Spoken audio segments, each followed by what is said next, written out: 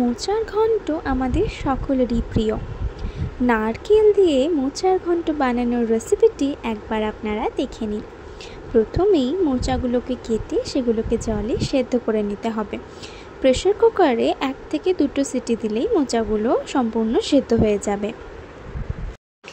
সেই সময় একটি পাত্রে জল দিয়ে তার মধ্যে নুন দিয়ে কুচি কুচি করে কেটে নেওয়া কয়েকটা পেঁপে, কয়েকটা আলুও সেদ্ধ করে জল ঝরিয়ে রাখতে হবে।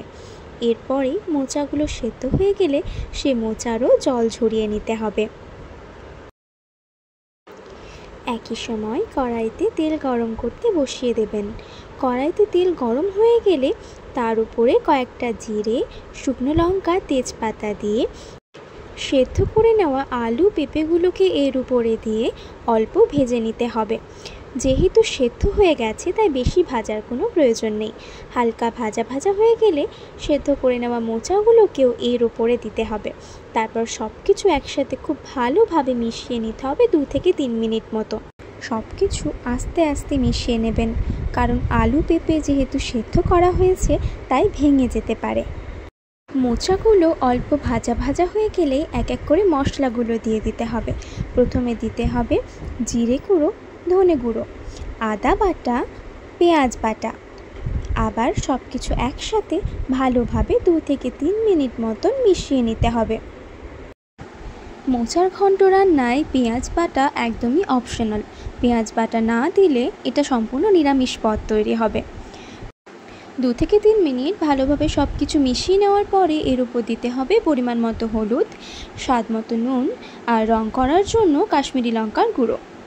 আবারও সব কিছু ভালোভাবে মিশিয়ে নিতে হবে। আর হলুদের গন্ধটা যেন চলে যায় তার জন্য 2 থেকে 3 মিনিট ভালোভাবে কষিয়ে নিতে হবে সব কিছু মিশিয়ে নেওয়ার পরে যখন হলুদের গন্ধ চলে যাবে তখন এর উপরে দিতে হবে পরিমাণ মতন জল। জলের পরিমাণটা একদমই অল্প রাখবেন, তার কারণ সব কিছু আগে থেকেই সেদ্ধ করা হয়ে গেছে। আপনারা যদি মিষ্টি খেতে পছন্দ করেন তাহলে এর উপরে দিয়ে দেবেন সামান্য একটু চিনি। আবারও সব কিছু একসাথে ভালোভাবে মিশিয়ে নিতে হবে।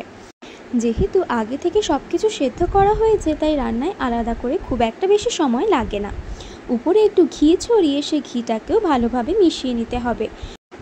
সব শেষে উপর থেকে নারকেল কুচি ছড়িয়ে দিয়ে সেই নারকেল কুচিটা অল্প একটু মিশিয়ে নিলেই তৈরি নারকেল দিয়ে মোচার ঘন্টর এই সহজ রেসিপিটি।